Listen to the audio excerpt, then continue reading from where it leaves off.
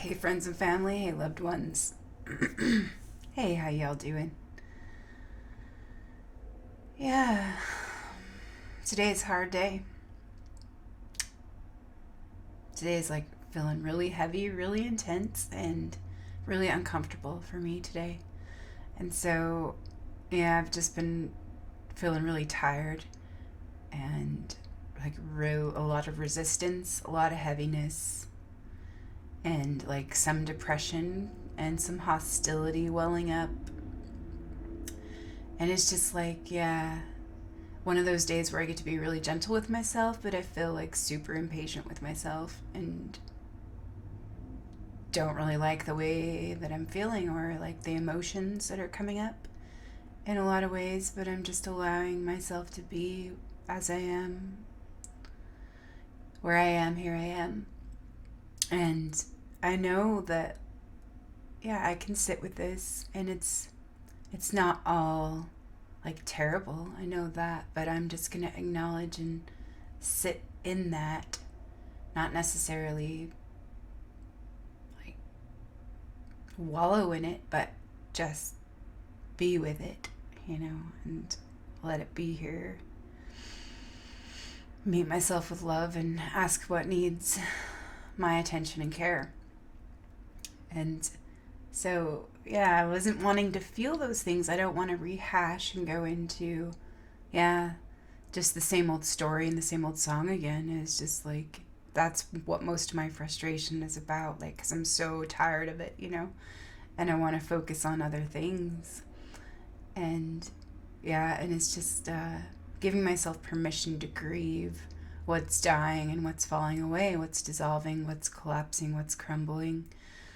And yeah, and knowing too that there is so much to be grateful for and excited for, but yeah, not wanting to avoid these feelings, yeah, that I don't necessarily prefer or like. My habit is usually to bypass them or to distract myself to avoid them. And so, yeah, I wasn't feeling very good like earlier today where I just kind of felt like I'm not doing enough. Like there was that story that I'm not doing enough or that I'm not doing it right. And I'm just so tired of the judgments and the division inside. So I wrote a little piece that said, yeah, I'm so fucking tired. And so just writing, just started it and a little while ago. And it really actually did help, just to get that out. I'm so fucking tired. Because I have felt like pretty tired and drained the last little while, even though I've had bursts of energy and surges of energy and bouts of joy and pleasure and creativity. But yeah, it's been heavy too. So moving through it, allowing it to move. Yeah, because it has been a big, huge brick. And now it's like breaking up. And for that breakthrough, gotta break open and allow it to move through. And so, yeah, just doing my best to work with it and play with it. And it is such a funny contrast. Like the way that I was feeling yesterday, it was like, thank goodness, like for those times of relief and respite and because of rest and retreat, and come back with new, refreshed vision, new eyes, and that new life to view the world with. But yeah, and it's just interesting how in one day, coming out the other side or experiencing the other side of it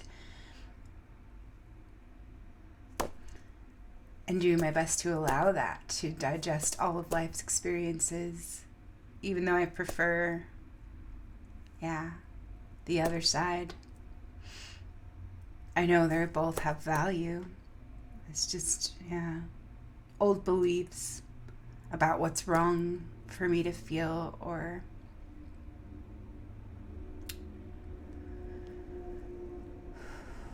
where I'm not allowed to be, where I don't allow myself to be, and how I overcompensated for that and created complexes for me.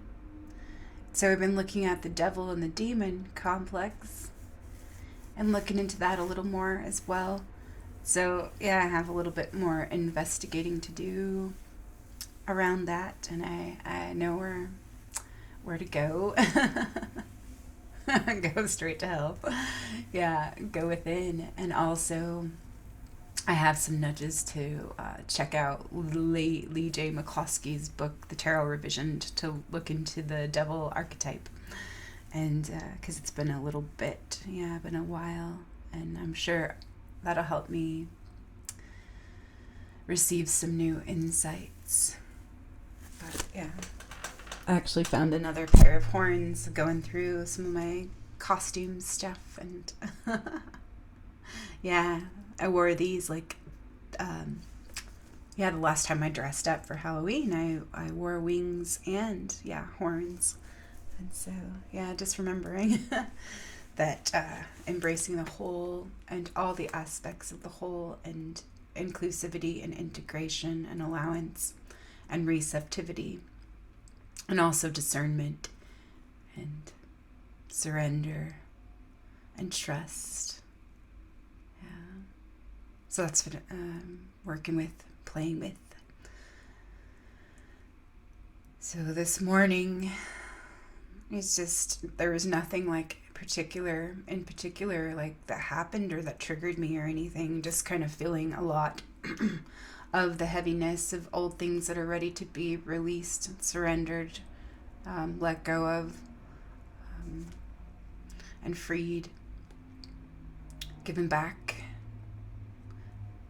so that the space can be cleared, and the new can come through that new space. So life and death. And so just feeling that some of these unpleasant feelings are not all mine, and they're connected to just the collective psyche, and what is being asked to die, and so that we can renew our lives and life for all, through all we are. So just kind of listening to some of these feelings that are coming up: anger, frustration, resentment, disappointment, irritation, bitterness, and the butthurt entitlement stories. This people-pleasing thing is pretty mental, tee-hee. So whatever the fuck anyway. Oy vey. Mental, delusional, batshit, paranoid, schizo, crazy, culty, wrong, idiotic, selfish, prudish, dangerous, not enough, too much, weird, thoughtless, eccentric, conceited, full of myself, psycho or sociopath, careless, wild, up in the night, delusional again, outcast, outsider, not right, misunderstood, judged, condemned, blamed, scapegoated, persecuted, excluded, exiled, exposed, humiliated, shamed, attacked, harmed, hurt, targeted, persecuted, executed again and again. Fuck that noise. Fuck that noise. So I no longer agree to this garbage. I surrender and let go of others' baggage and half-baked stories, beliefs, opinions, and misperceptions. They are not mine to carry or burden my soul with. I no longer agree to these labels, roles, names, descriptions, superimposed limitations, and disempowering roles, lies, identities, complexes, and stories. These comfort zones, familiar monsters of the lower ego, survival strategies, unconscious operating, defensive, manipulative, push and pull, toxic dynamics, Please love me. Please need me. Please please me. Please see me.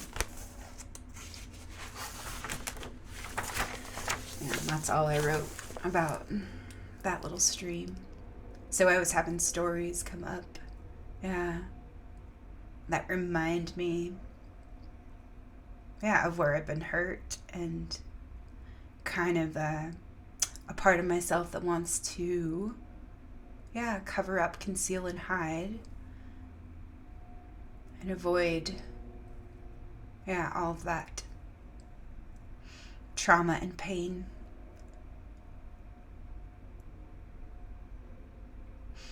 So overcompensating and pleasing and making peace as my survival strategy. And now I'm not doing that anymore. So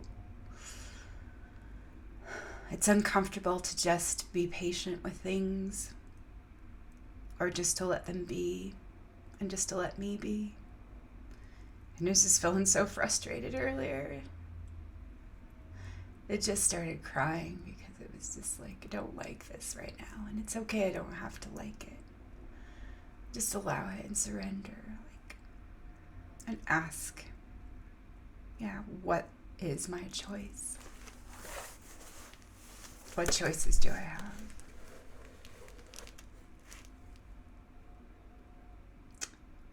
What am I being asked to see for me, and for we, and for my healing and our healing, our holing? And so I wrote this little piece about I'm so fucking tired, and just feeling like where I'm not measuring up, or where what I should be doing, or what's expected, and those kinds of things, those superimposed limitations and obligations and bullshit stories. And it does have a lot to do with that devil complex where I'm already so bad that I need to make up for it, Evil, unworthy, dangerous, bad, wrong, and not enough. So the remedy for that is faith and gentleness, kindness and trust. Loving kindness. Loving kindness and compassion for myself where I haven't felt enough, or believed that I was enough, or told that I wasn't enough. And so I'm so fucking tired of bullshit, lies, and distortions of the hijacked mind, false stories. I'm so fucking tired of emotional poison, mental toxicity, and spiritual earthly pollution. I'm so fucking tired of pretending I'm all right and pretending all of this is fine. I'm so fucking tired of having to justify my life, my feelings, my beliefs and perceptions, my opinions, my experiences, and my visions. I'm so fucking tired of living a lie. I'm so fucking tired of hiding and denying my own light and my own shadow, my own power.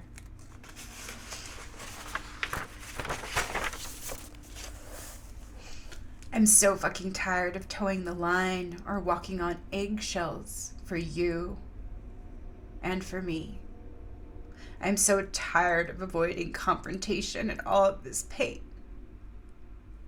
I'm so tired of this bullshit parade. I'm so tired of inauthentic operating.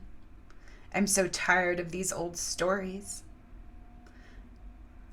I'm so tired of these judgments and this division. This internal division and this external division. I'm so tired of these lies. So it's time to rest and retreat. Go into the silence to renew and breathe deep. And so, just allowing myself, just to feel that discomfort of all that's so uncomfortable, and I'm so ready to let go. But I can just allow it to fall away and dissolve and be changed, be transformed and changed, or allow it to stay the same.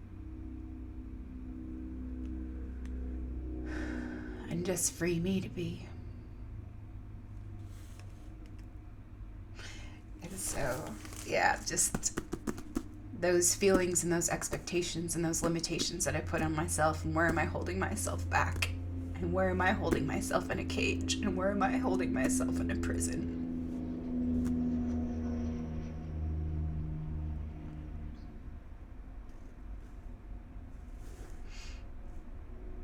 Because I'm ready, yeah, to just be free. Yeah. Just know that, like, the truth, you know, and those precepts, the Four Noble Truths, you know, like, allow suffering, because, yeah, the world is, yeah, suffering, and, yeah, life is suffering, and the truth of the end of suffering, though, yeah, that's, that's where I want to go, you know. But just allow, like, know that, yeah, sometimes there isn't anything we can do to prevent that suffering, but we can act to relieve it in certain ways, but not all of it is ours to carry or fix or do something with, because it's valuable for someone to know themselves and to claim that for themselves. Yeah. So have that compassion for ourselves and everyone else. So just remembering those things, you know, like that we all have our moments and we all go through grief. And there's a lot of grieving, yeah, that we have not allowed ourselves to do or to feel or to be with. So just remembering and realizing that.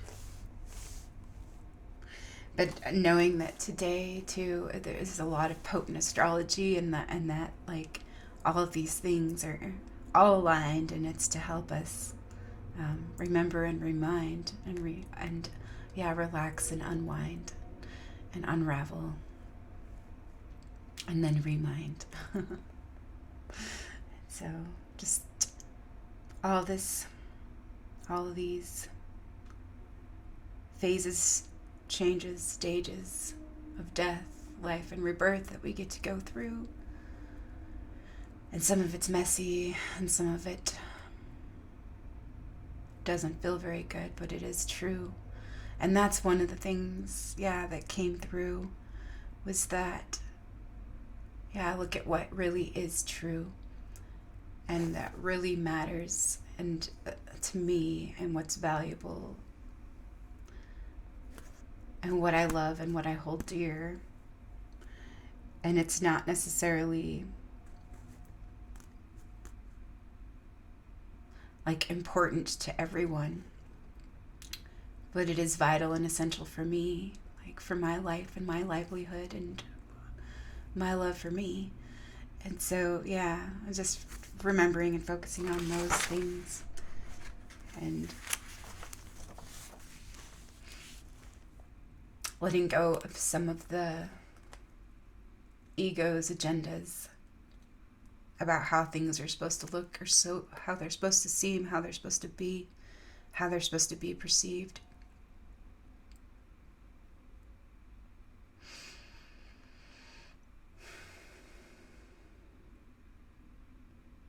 So energy can be in free flow, yeah. And it's just, yeah, good time to let go.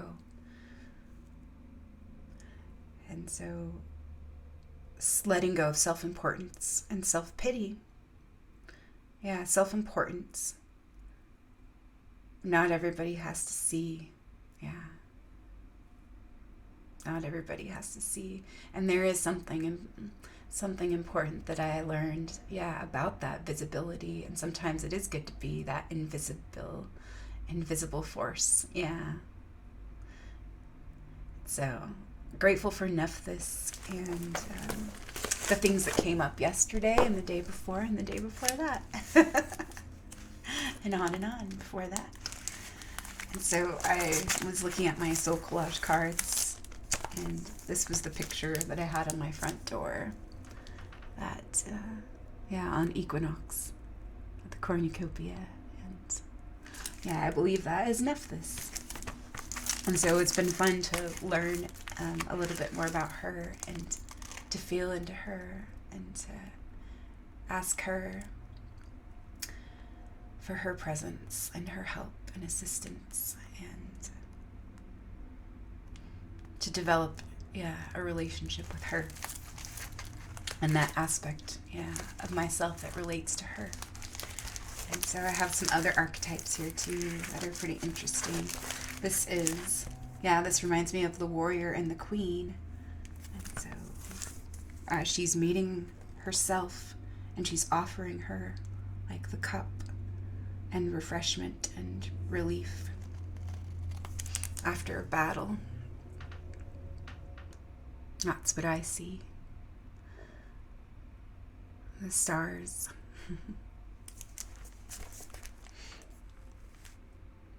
And so it is like the archetype of the warrior, the healer, the queen, the mother, and the sister, the double, the twin. The two that are one.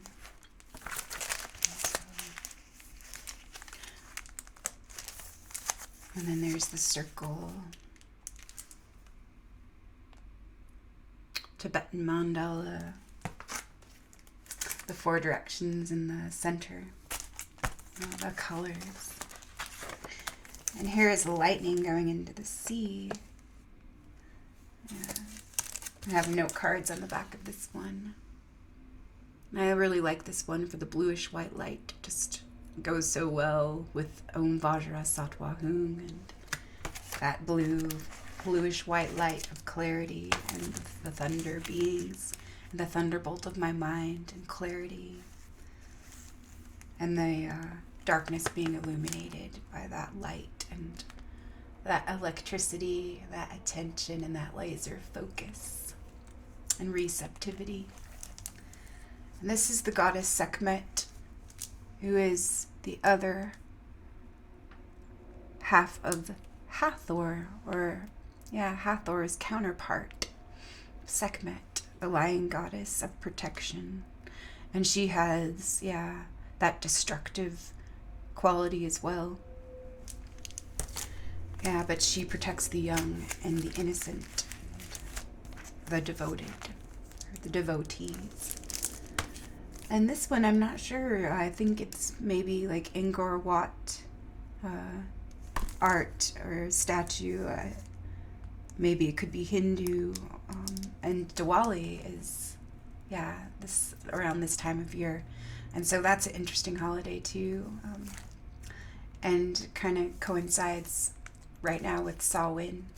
So this image I thought was really beautiful because her face is just so serene and she's just loving and kind. That's what I see. And then I added a rose of pot, like vessel, and there is the sacrificial lamb and the fires of purification as well. And so that's a powerful card right now for me to reflect on and receive. And allow her to speak to me. Allow myself to receive the messages that my higher self intuition and inner guidance has for me to receive through these art and images and archetypes and energies, reflections of my aspects in my psyche and my creative energy. So super, super awesome to play with those things. And I am grateful, for all these tools and the love that I have to draw on and receive. That's always here and available for me if I will ask and open and am willing to receive. And so I am willing to receive. And I wanted to look in here today, the Spirit Animal Oracle deck by Colette Baron-Reid. And I was going to look at deer because deer's been coming up, and deer is all about gentleness and faith and trust and kindness. And I actually opened to cow spirit, which cow is, one of the companions that's been coming up as well lately. And she is connected to Hathor, the cow, and she's actually connected to Bridget. And so, that was really nice. That's what I needed today, like that mothering, nurturing, to remind me, to attend to my wounded child and all those wounded aspects that weren't allowed to be, told they were wrong and bad and dangerous and unacceptable and wrong to be. So cow spirit, the miracles are endless. You are at a beautiful point in your life today, for your needs are being met effortlessly and in so many ways. Fully embrace this truth by focusing on all you have right now, including the positive relationships that sustain you, the work you are proud to do to contribute to the world, and the activities that inspire you and nourish your soul. Cow spirit nudges you to pay attention because this is the perfect time to focus on the choices, actions, and behaviors that you know feed your soul and bring your heart contentment. Now is also the time when you will see many of your projects and commitments that were set in motion in the past begin to yield valuable gifts that will bring you joy and love and sustain you for a long time to come. Stay positive and share your well-being with others. The more you share, the more you will manifest, so be generous. Cow spirit promises you will never run out of miracles. So I thought that was amazing and beautiful. So thank you, generous spirit. The cow is just such a beautiful embodiment of that motherly nurturing and generosity and regenerative powers, the regenerative powers of the mother. And all she holds, all she is. And the protection message from Cow Spirit is, Cow Spirit asks you to pay attention to how much you nourish your mind, body, and spirit, because right now you are wobbling around like a newborn calf on its unsteady legs. Perhaps you've been spending too much time distracting yourself on the internet, or obsessing over a relationship, or choosing to eat food that is not healthy. Whatever it is, you're being nudged to assess how you are looking after your needs. Remember, the universe has a way of reflecting back to you events and conditions that match how you treat yourself. Cow Spirit reminds you that the universe wants to give you the very best, but needs you to do your part to participate and nourish your well-being. Heed her message, and everything will shift in your favor. So,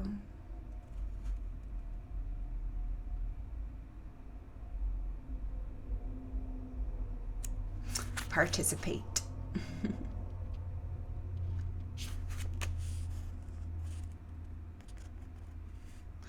Assess how you are looking after your needs. Remember, the universe has a way of reflecting back to you events and conditions that match how you treat yourself.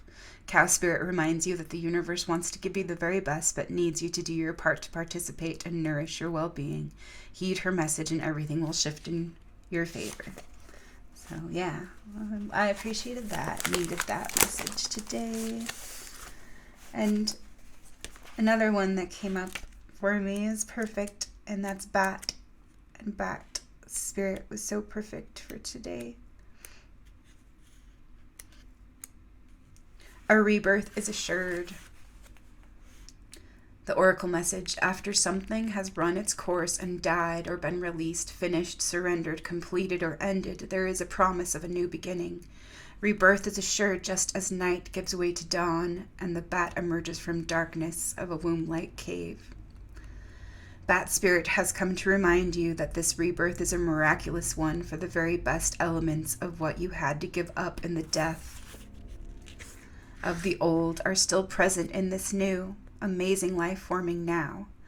This is the miracle and magic of rebirth in every aspect of your life, including the rebirth of faith in your ability to establish new and healthy relationships. Bat Spirit reminds you that at present you are in unknown territory and you may feel as if you are lost. However, you are called to trust that your intuition will be a reliable guide as you give birth to something new and unfamiliar. Bat Spirit has listened in the darkness of night and has heard all your hopes and dreams and your fears and worries, and assures you that this new version of your dream, this move from darkness into light, from lost to found and death to rebirth, comes to fruition with love at its core. Bat Spirit asks you to trust that what seems to have died is actually shape-shifting into something even more meaningful and wondrous than before. If you feel you are in the dark, know that come morning all will be revealed and things will be in a new form that is right for you. Protection message. What are you refusing to let die?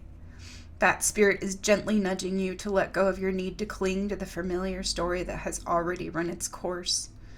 A new story is poised to be born. Some dreams were only meant to last for a moment in time, and sometimes they were only there to slow you down as you recalibrated in preparation for the new life that will give you what you really want.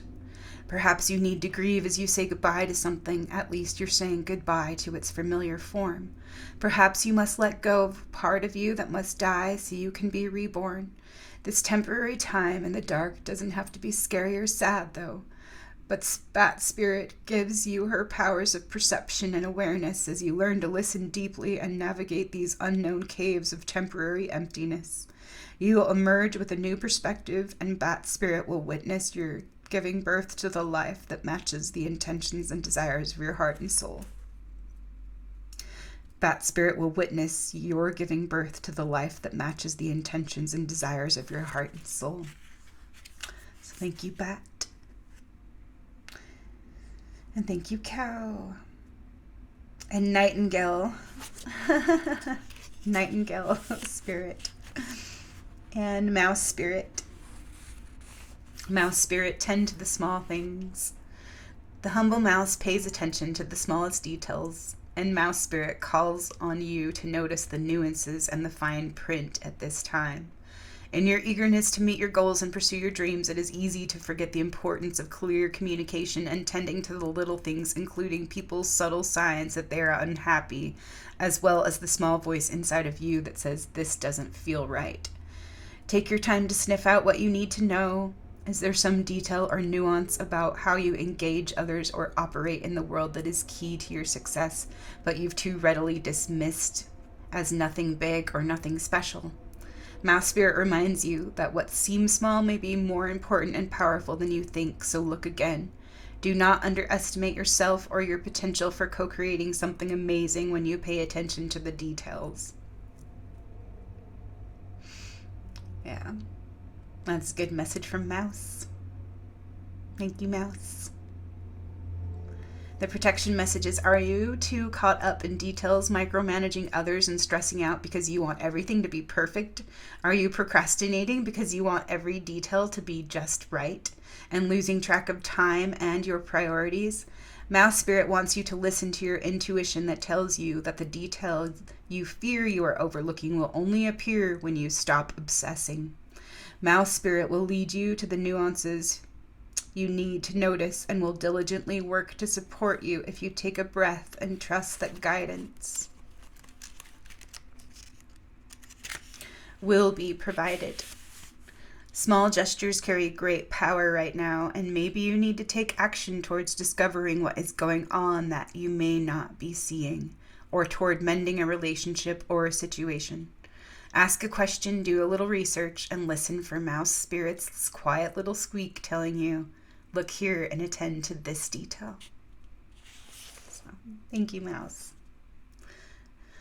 Thank you for the help and the assistance with the details,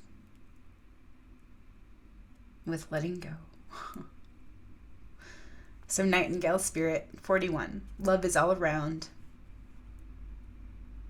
In the darkness of night, Nightingale Spirit sings her song of love and hope, a harbinger of dawn, to remind you that the sun will rise again soon. You are so loved, and the illumination song of the Nightingale Spirit calls you to a new level of self-awareness and connection with the light. Yes, there is shadow and darkness, but love and prosperity exist everywhere, even in the seeming emptiness of space, darkness, and a starless night. Hearken to the message, letting the music of the Nightingale's song remind you that love is all around.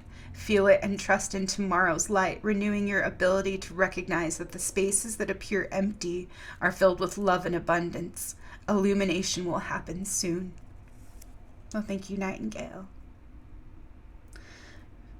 Love is all around. Feel it and trust in tomorrow's light, renewing your ability to recognize that the spaces that appear empty are filled with love and abundance. Illumination will happen soon. Here's the protection message. The darker the skies, the more it seems the dawn will never appear, but Nightingale Spirit is here to remind you that the sun will shine again. You will soon feel the love and notice the abundance that surrounds you. Sing now, put on some music, or simply sing in the empty space, for finding the light within and giving it voice will give rise to hope and help you begin to hear the call of another who, like you, is beginning to fear the light would never come. Bring the light into the darkness with love from within. Give it voice and know that daybreak will be here soon. Yeah, that's a beautiful message. And Otter Spirit, Otter, you are never alone. Like true friends, otters nurture each other and express their affection through touch. Actions such as holding hands and giving hugs offer reassurance that we are never really alone and that we are always cherished. Otter Spirit has appeared to remind you to experience and express friendship in a tangible and even tactile way. Communicate with your voice, your facial expressions, your gestures, and your actions, letting your love express itself beyond just the words you speak. Otter's Spirit message is that presence matters, so remember to be fully present with those that you care about, helping them sense the love and affection and appreciation that you have for them. Now is a time for a joyful celebration of the love in your life that expresses as friendship and companionship. Hug someone, touch their arm, or simply look into their eyes with your full attention, saying, I care, you matter. Make time for friendship. Otter promises that the moment you reach out, you will remember that you too have many who love and care about you. You are never alone, and you are always loved. So thank you, Otter, for that reminder. Have you been channeling all your affection to just one person, or counting on only one friend or individual to hold you up, heedless of your resources all around you? You deserve support and love from many people, and when Otter Spirit arrives, you are reminded that you have a community. Somewhere is another friend who wants to experience the joy of giving to you and seeing your happiness as you receive their gift of attention, affection, and kindness. Otter Spirit wants you to open your eyes to see the love that is available to you from all directions. Do you believe it? Do you feel it? Reach out to someone and you will see that they want to hold your hand as much as you want to hold theirs. Love, support, and friendship are available to you, so connect with community and friends. Yeah, Otter, and balance and connection and community, friendship, companionship, and playfulness. Love Otter, and thank you, Otter. And next is Owl Spirit. You see clearly now. Owl Spirit arrives to remind you that the wisdom within you is informed by your keen senses and the wisdom within the consciousness we all share. Even in the darkest night, the owl sees clearly and is guided by every sense it has, including the first sense of intuition. Right now, your sensitivities are turbocharged and you are receiving messages from all directions. Owl Spirit reminds you to be wise and pay attention to what's between the lines, what is invisible to the naked eye, what cannot be heard with the ears, and what others may not be able to perceive. With all your senses aroused, you have much knowledge available to you. Clarity will come as you sit with all that you are sensing, allowing your intuition to guide you in the understanding the whole and not just the parts. So, with all your senses aroused, you have much knowledge available to you. Clarity will come as you sit with all that you are sensing, allowing your intuition to guide you in understanding the whole and not just the parts. Let your wisdom arise and be your guide as you trust the acuity of all your senses. Intuition is real and can provide the clarity you need to understand your situation right now. Your relationship, your finances, your job, whatever it is, you can see the truth clearly now. Oh, thank you, Eel Spirit. And then the protection message. Are you feeling overwhelmed and overpowered by all that you are sensing? Are you highly sensitive right now and in information overload, feeling too much and taking in too much stimulation? The antidote for overwhelm is to become grounded and return to your safe nest so wisdom can offer you clarity and guide you on managing the flow. Wow.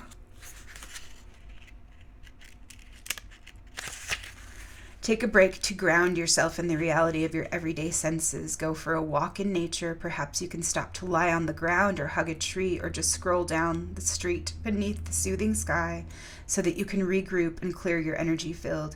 Your wisdom and ability to make sense of all you are feeling and experiencing will return as Eel Spirit reminds you of your need to get clear. Wow, that is huge. Because I'm just feeling so super sensitive and overwhelmed today.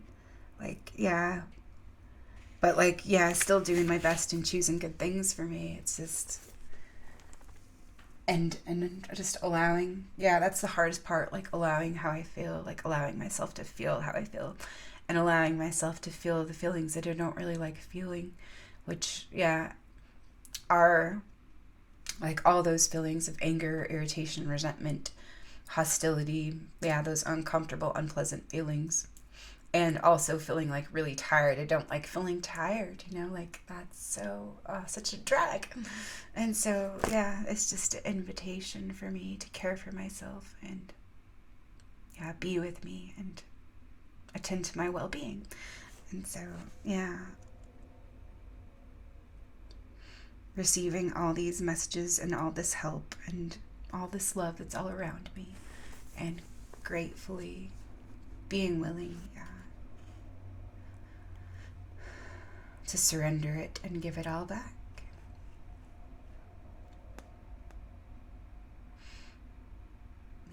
Just to unobstruct that flow, because it was kind of feeling a little stuck, and that's okay too, stuck in the mud and just okay, I'll just stretch, a little bit toward the sunshine or just float back and float to another lily pad. And so, there was a poem the other day from this Rumi, the Essential Rumi, translated by Coleman Barks. And it was a beautiful poem. I thought it was really interesting to, flipping open, this Essential Rumi after reading about Nephthys and, page 120, and Egypt that doesn't exist. And, this is a little short one. I want to say words that flame as I say them, but I keep quiet and don't try to make both worlds fit in one mouthful. I keep secret in myself an Egypt that doesn't exist. Is that good or bad? I don't know. For years I gave away sexual love with my eyes. Now I don't.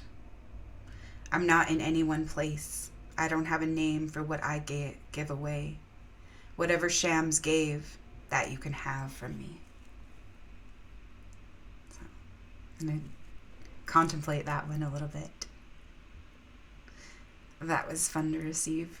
And then this next one, I was just drawn to it, Chinese art and Greek art.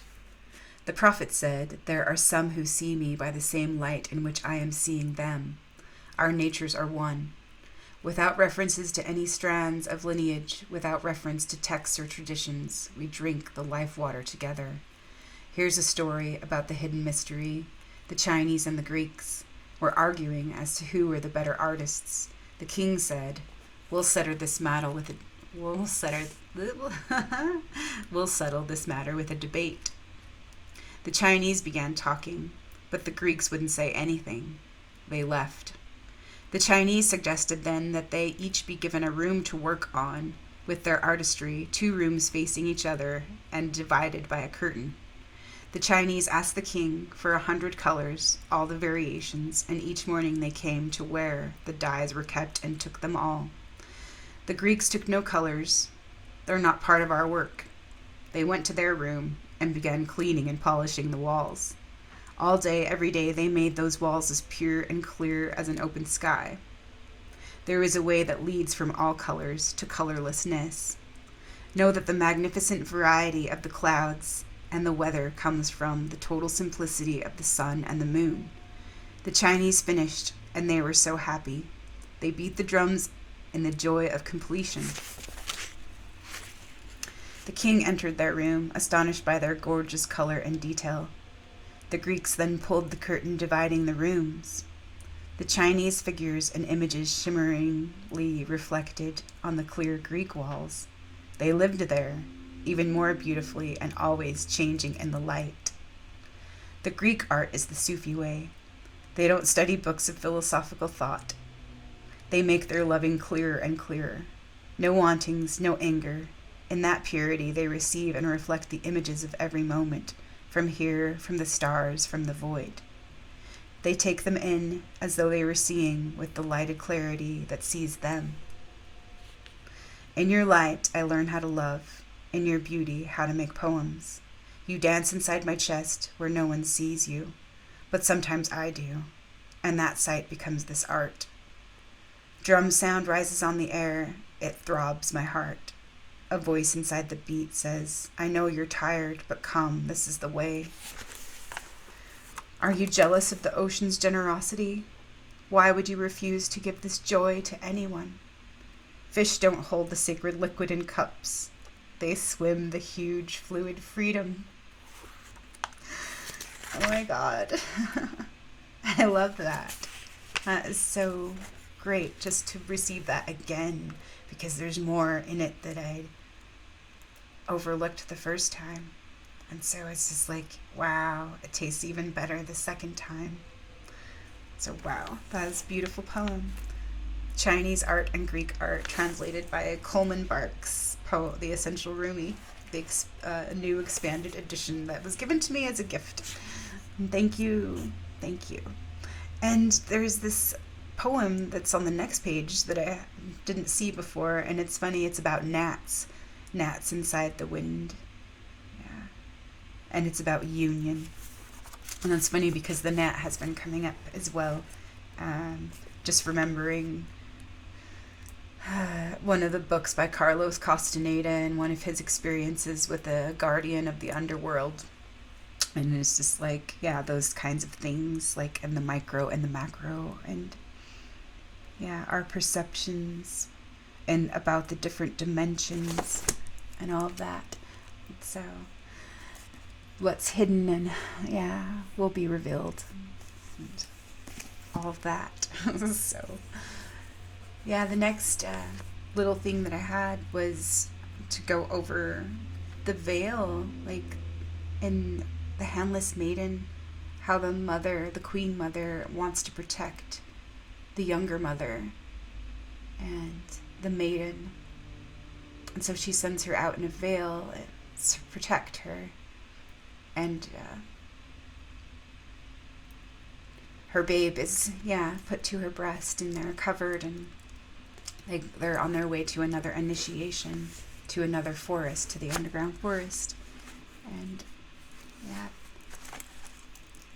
I got a lot from it, about the veil, and still looking into that. And it's so great, like, that I found that connection, or was able to receive certain messages leading me to Nephthys, the veiled one, and her connection to life, death, rebirth, and transition, and the mysteries and initiation.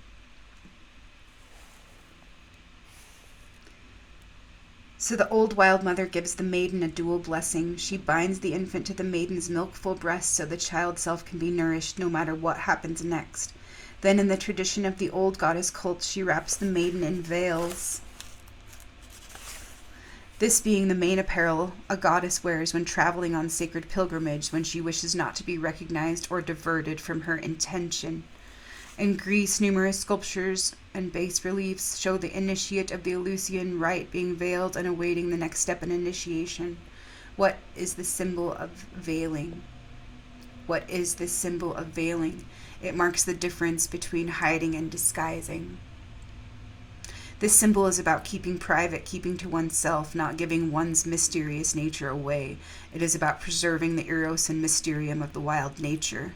Sometimes we have difficulty keeping our new life energy in the transformative pot long enough for something to accrue to us.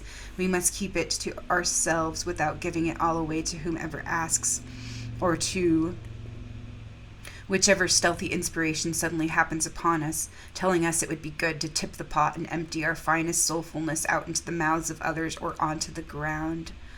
Putting a veil over something increases its action or feeling. This is known among women far and wide.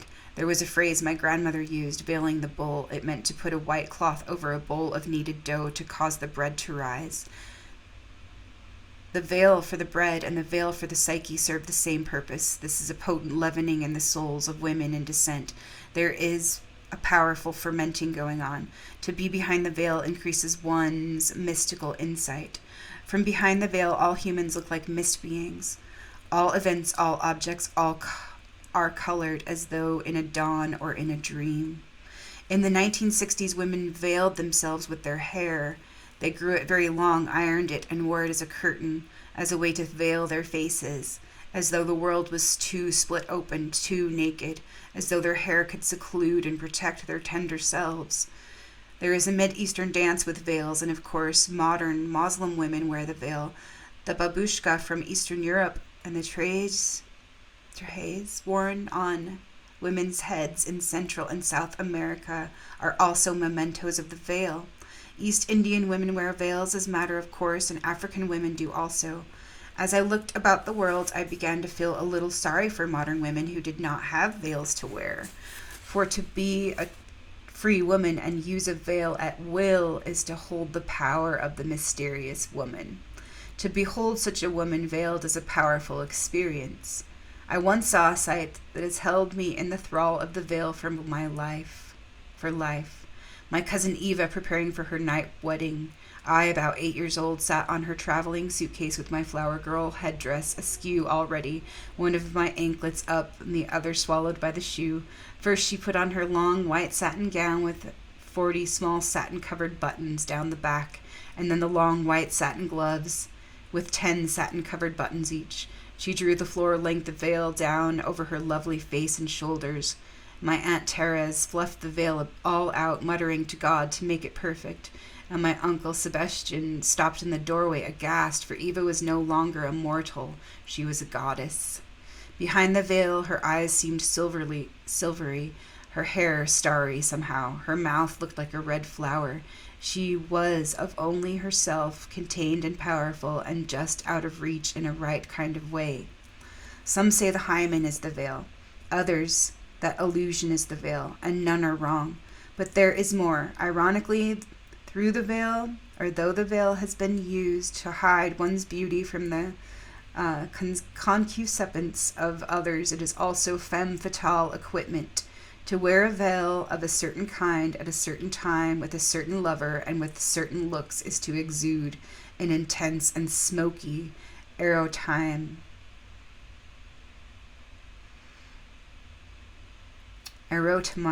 that causes true abated breath. In feminine psychology, the veil is a symbol for women's ability to take on whatever presence or essence they wish. There is a striking numinosity to the veiled one.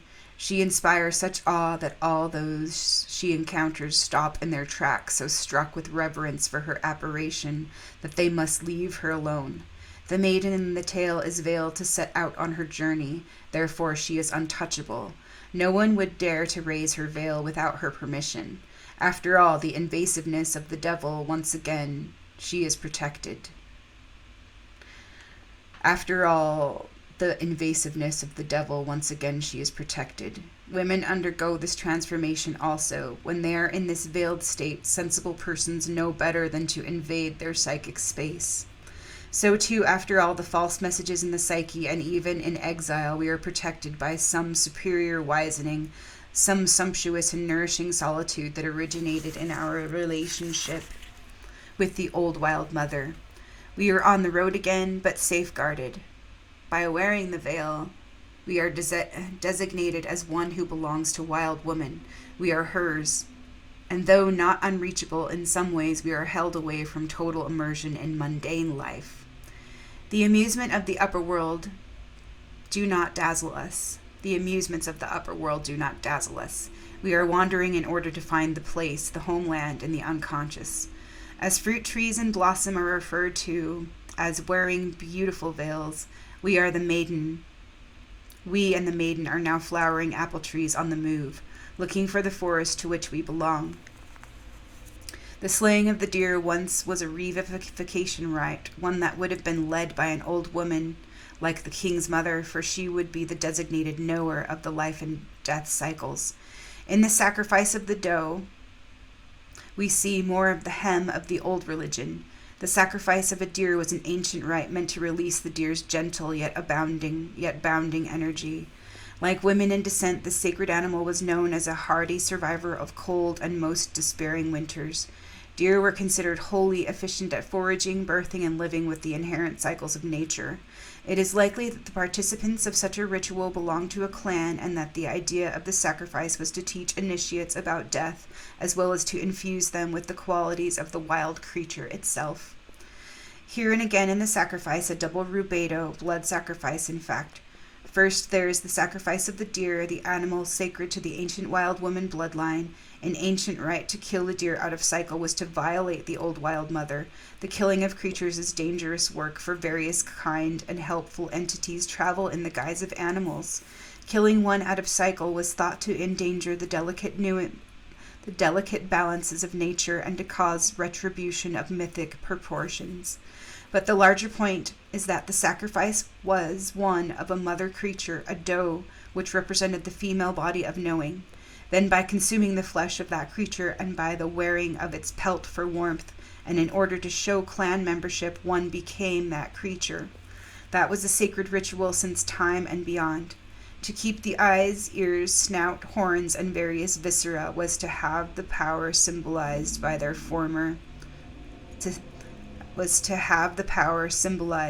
various functions: far-seeing, sensing from afar, swift motion, hardy body, the timbre to summon one's own kind, and so forth. The second rubedo transpires when the maiden is separated from both the good old mother and the king. This is a period when we are charged to remember, to persist in spiritual nourishment, even though we are separated from those forces that have sustained us in the past. We cannot stay in the ecstasy of perfect union forever. For most of us, it is not our path to do so. Our work is to rather be weaned at some point from these most exciting forces, yet to remain in conscious connection to them and to proceed to the next task. So we cannot stay in the ecstasy of perfect union forever. For most of us, it is not our path to do so. Our work is to rather to be weaned at some point from these most exciting forces, yet to remain in conscious connection to them and to proceed to the next task. I really needed that yesterday. It is a fact that we can become fixated on a particularly lovely aspect of the psychic union and attempt to stay there forever, sucking at the sacred tit. This does not mean nurture is destructive. Quite the contrary, nurture is absolutely essential to the journey and in substantial amounts. In fact, it is not present in adequate amounts. If it is not present in adequate amounts, the seeker will lose energy, fall into depression, and fade to a whisper. But if we stay at a favorite place in the psyche, such as only in beauty, only in rapture, individuation slows to a slog. The naked truth is that those sacred forces we find within our own psyches someday must be left, at least temporarily, so that the next stage of the process can occur. As in the tale where the two women tearfully bid each other goodbye, we must say goodbye to precious internal forces that have helped immeasurably. Then with our new child self held to our heart and breast, we step onto the road. The maiden is on her way again, wandering toward a great woods in all great faith that something will come from the great hall of trees, something soul-making. And that's the end of stage 5, the harrowing of the soul from the handless maiden and women who run with the wolves. And the 6th stage is the realm of the wild woman. So I'm super grateful for this story, that it was coming at the right time.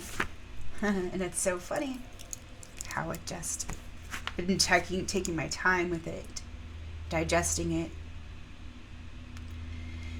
And then, when I'm nudged to pick it up again, and it's just exactly what I need, and that's nourishment. Nourishment for me. And it is like such a great reflection.